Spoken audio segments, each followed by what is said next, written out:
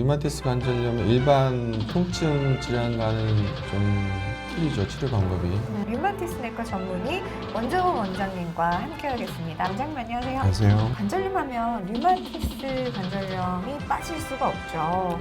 오늘의 주제는요, 손가락이 붓고 아파요. 자가 면역 질환인 류마티스 관절염을 정복하기라는 주제예요. 자, 류마티스 관절염은 어떤 질환인가요? 네, 류마티스 관절염은 자가 면역 질환이라고 할 수가 있겠고요. 자가 면역 질환이라는 것은 면역의 이상으로 인해서 자신이 스스로를 공격하는 그런 질환인데, 그 공격 대상이 주로 관절이라든지 다른 전신의 장기인 경우에 류마티스 관절염이라는 그런 질환이 생길 수가 있는데, 류마티스 관절염이 생기게 되면은 여러 가지 특징적인 증상들이 있습니다. 제일 유명한 거는 조조강직이라고 해서 아침에 손이 뻣뻣해지는 증상이 생기는 것이 한 가지 특징이고요. 손이 뻣뻣해지는 증상은 사실은 손을 많이 쓴다든지 퇴행성 관절염이 있다든지 등등 여러 가지 이유로 생길 수는 있는데, 류마티스 관절염에서는 아침에 손이 뻣뻣한 증상이 1시간 이상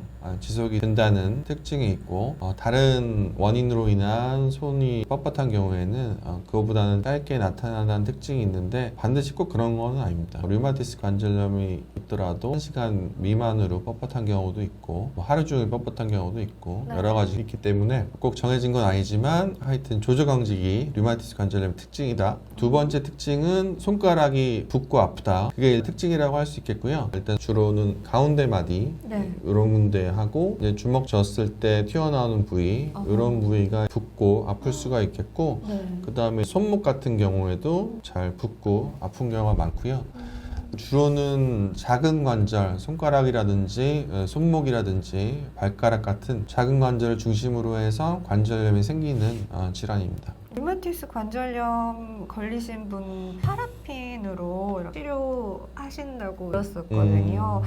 되게 괴로울 것 같은데, 네. 그러면 류마티스 관절염은 어떤 경우에 의심을 해볼 수 있는지도 궁금해요. 네, 류마티스 관절염은 손가락이 다른 이유 없이 손가락 마디가 붓고 아프다. 붓고 아픈데 이게 한쪽만 그런 건 아니고 여러 군데 양쪽으로 생길 경우에 의심해 볼 수가 있겠고, 그다음에 아침에 손이 뻣뻣한 증상이 좀 오래 가는 편이다. 그런 경우에도 의심해 볼 수가 있습니다. 류마티스 관절염은 전신 질환이기 때문에 관절 증상 말고도 너무 피곤하다든지 이유 없이 체중이 좀 감소한다든지 그런 게 동반이 될 수가 있고요. 그 외에도 미열감이 좀 생긴다든지. 열감까지 오는군요. 저는 사실 요즘에 밤에 늦게까지 작업을 하고 일어나면 손이 되게 뻣뻣하고, 그리고 저는 팔목이 옛날부터 이렇게 좀 안 좋았거든요. 이런 것도 의심해 볼 수 있나요? 류마티스 관절염으로?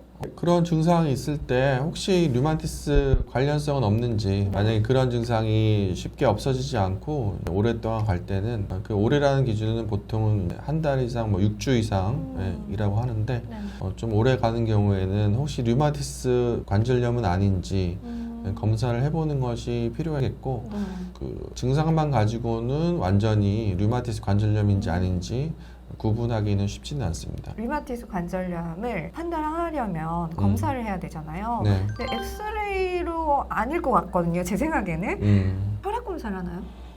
다 맞는 말씀이신데, 류마티스 관절염을 검사를 하려면 여러 가지를 검사를 하게 되는데요. 처음에는 이제 혈액 검사를 통해서 일단 염증이 실제로 있는지, 염증 수치가 오르진 않았는지, 류마티스 질환과 관련된 항체에 대해서 검사를 하게 되고, 손가락이 아픈데 실제로 손가락 관절에 염증이 있는지 눈으로 직접 보기 위해서 관절 초음파 검사를 하게 됩니다. 손가락 같은 경우에도 손가락 관절 하나하나 다 확인을 해서 실제로 그 관절에 염증이 있는지, 염증이 있다면 어느 정도인지 검사를 하게 되고, 또 할 수 있는 건 엑스레이 검사고, 엑스레이 검사는 류마티스 관절염 초기에는 관절이 이제 파괴가 되지는 않기 때문에 엑스레이에서 이상 소견은 잘 보이지는 않는데, 이제 만약에 류마티스 관절염이 오래되었다면은 관절이 파괴된 소견이 보이든지 이상 소견이 보일 수 있기 때문에 엑스레이 검사를 할 수가 있습니다. 만약에요, 선생님, 건강검진에서 류마티스 인자가 양성으로 나왔는데 이럴 때는 어떻게 하면 되나요? 네, 류마티스 인자가 양성이 나오는 경우가 종종 있는데요. 수치가 높다면은 네. 일단은 류마티스 내과에 방문하셔서 혹시 류마티스 질환과 관계는 없는지 검사를 해보는 것이 필요하겠고, 근데 류마티스 인자가 양성이 나왔다고 무조건 류마티스랑 관련이 있다고 걱정을 하실 필요는 없고요. 여러 가지 다른 이유 때문에 류마티스 인자가 올라가는 경우도 있습니다. 예를 들어서 비형 간염 보균자라든지 다른 약물을 복용했다든지 다른 감염이 있었을 때 류마티스 인자가 올라갈 수가 있기 때문에 일단은 관절 증상이라든지 그런 증상이 있는지가 중요하겠고, 네. 의심되는 증상이 있다면 검사를 해보는 것이 중요하겠습니다. 아까 제가 파라핀 이야기 잠깐 했었는데 류마티스 관절염의 그 치료 방법이 여러 가지가 있을 것 같은데 얘기 좀 해주세요. 치료 방법은 한마디로는 먹는 약, 아니면 주사제가 있는데, 류마티스 관절염은 일반 통증 질환과는 좀 틀리죠, 치료 방법이. 네.